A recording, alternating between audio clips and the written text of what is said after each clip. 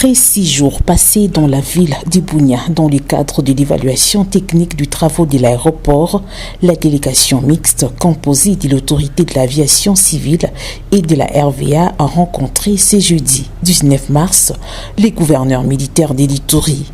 Il ressort de cette évaluation que la piste ainsi que le tarmac sont désormais prêts à accueillir des gros porteurs, moyennant toutefois quelques mesures de restriction. Nous étions venus pour voir d'abord évaluer les travaux qui sont faits sur l'aéroport de Bunia, sur la modernisation. C'est ce qui a été fait. C'est comme ça que vous me voyez être accompagné avec mon collègue de la RVA. C'est pour voir ce qui a été fait, a été bien fait ou pas bien fait. Si ça a été bien fait, maintenant il faut autoriser. Si ça n'a pas été bien fait, quels sont les manquements pour pouvoir corriger? Parce que l'objectif est d'arriver à ce que l'aéroport puisse recevoir des gros avions pour le désenclavement, le développement de Bunia, pourquoi pas de la province de l'Ituri. Par des mots justes, Joseph Kabombo, directeur de l'aviation civile, a salué la qualité du travaux exécutés par la société Mugapaon ainsi que l'implication personnelle du lieutenant-général Lubuya Kashamadjouni dans la réalisation de ces projets. Aujourd'hui, les travaux sont à plus de 80%, donc c'est qu'il y a un progrès et un avancement. Voilà, les travaux sont bien faits. L'aéroport est aux normes aujourd'hui, peut être déjà exploité. Son Excellence s'est impliquée depuis le début. C'est pourquoi d'ailleurs vous constaterez, ça c'est la 3e fois qu'il me reçoit. À chaque fois que je suis là, il me reçoit. Mon Gabao a fait un grand travail. C'est comme m'a dit mon collègue de la RVA. Mon Gabao a transformé un aéroport qui aujourd'hui peut être compté parmi les meilleurs aéroports de la RDC. Pour le lieutenant-général Lubuya Kashamadjouni, cet ouvrage, symbole de la restauration de l'autorité de l'État, est le résultat des efforts consentis par tous, y compris les Ituriens, dans une confiance mutuelle. Désenclaver la province de l'Ituri et en faire une terre de nouvelles opportunités, telle est la vision du président Félix Tshisekedi qui se concrétise aujourd'hui au bénéfice de cette province. Déclaration du mouvement Debout Katanga pour la libération du Congo, en sigle MDKC.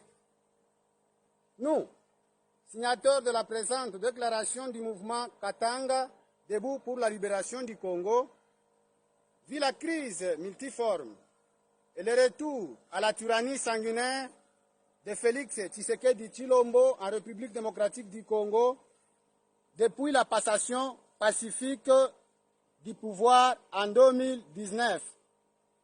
Considérant les violations intempestives de la Constitution de loi et des droits fondamentaux, des arrestations arbitraires, des emprisonnements sans cause et des assassinats ciblés des notables politiques, religieux, des officiers généraux, supérieurs, subalternes et des soldats ressortissants de l'Est du pays, comme du Katanga en particulier, ainsi que d'autres forcés à l'exil, loin de leur pays, la République démocratique du Congo.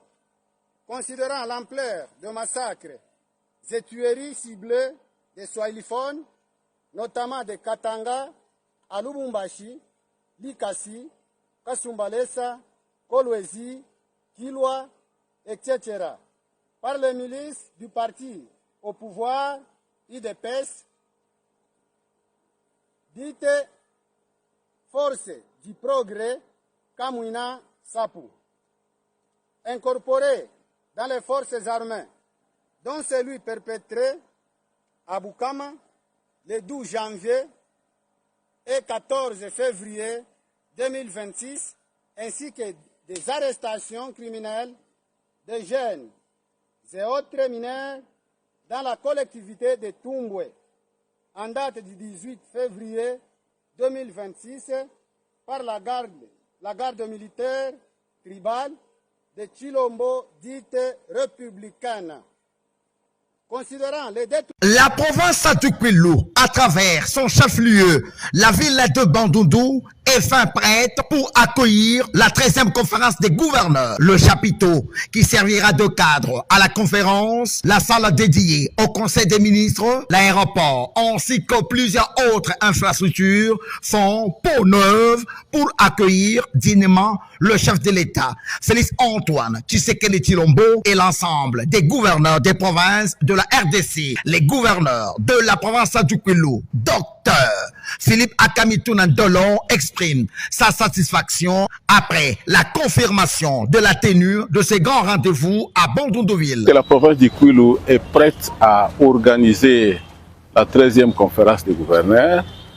C'est comme ça que j'ai saisi la balle au bon. Je profite de l'opportunité pour demander à toute la population kwiloise de se mobiliser comme un seul homme pour accueillir le chef de l'État qui viendra chez nous. Ce sentiment de joie est partagé par l'honorable Guy Moussomo Wapembe, député national élu du territoire de Kwamout et ancien président de l'Assemblée provinciale de l'ex-province du Bandundu. Nous avons visité les chantiers. Nous sommes très fiers de notre province qui va accueillir incessamment la 13e conférence des gouverneurs.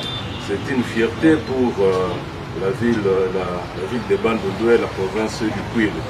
Vous savez, d'autres provinces sont en train de la solliciter, mais le Kwilu a eu cette chance-là, et grâce à un leadership clairvoyant de son gouverneur, Philippe Akamitounan. Notez que la ville de Bandundu, oasis de paix, aux côtés de son gouverneur, Dr Philippe Akamitounan Ndolo, dispose d'une desserte stable en électricité grâce au barrage d'Inga et d'une eau de qualité fournie par la Régie des eaux. La population de Bandundu-Ville, reconnue pour sa discipline, se mobilise déjà pour faire de cet événement une réussite totale.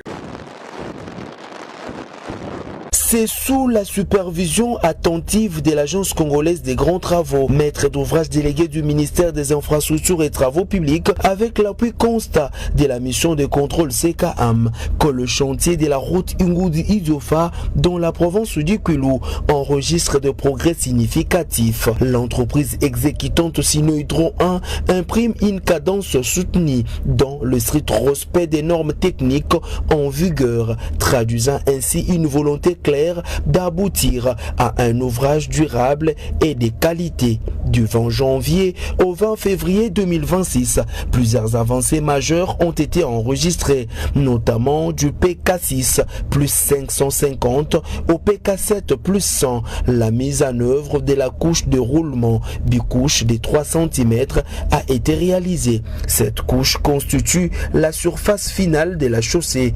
Elle joue un rôle essentiel dans la protection des couches inférieures contre les infiltrations d'eau.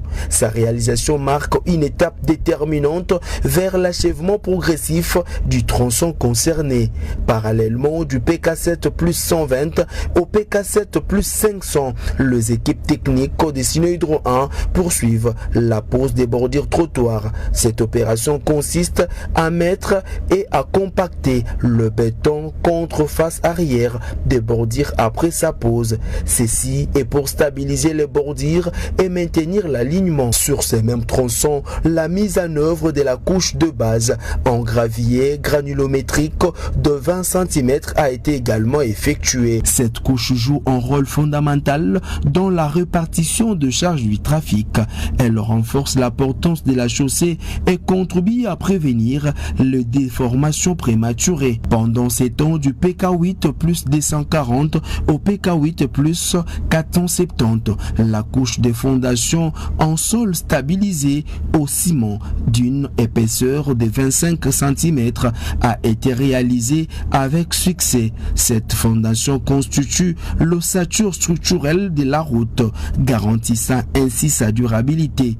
Plus loin, au niveau du PK12, plus 715 à la mission catholique Athènes, jusqu'au PK12, plus 114 côté droit et PK12, plus 115 côté gauche. Les ouvrages d'assainissement ont été finalisés avec détermination, permettant ainsi l'évacuation efficace des eaux pluviales. Dans la continuité de cet élan, le rechargement de la couche des formes du PK12 plus 580 au PK12 plus 900 a été effectué sous l'œil vigilant de la CGT et de la mission de contrôle CKM. Cette opération améliore la compacité et l'homogénéité du support, garantissant une meilleure adhérence des couches supérieures. Notons cependant qu'à travers ces avancées, le chantier de la route Ingudi-Idiofa confirme sa progression méthodique sous un encadrement technique rigoureux et une exécution soutenue.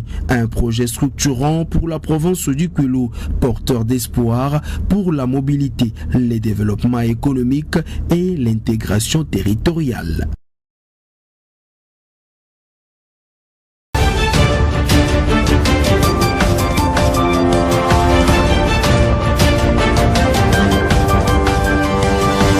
Le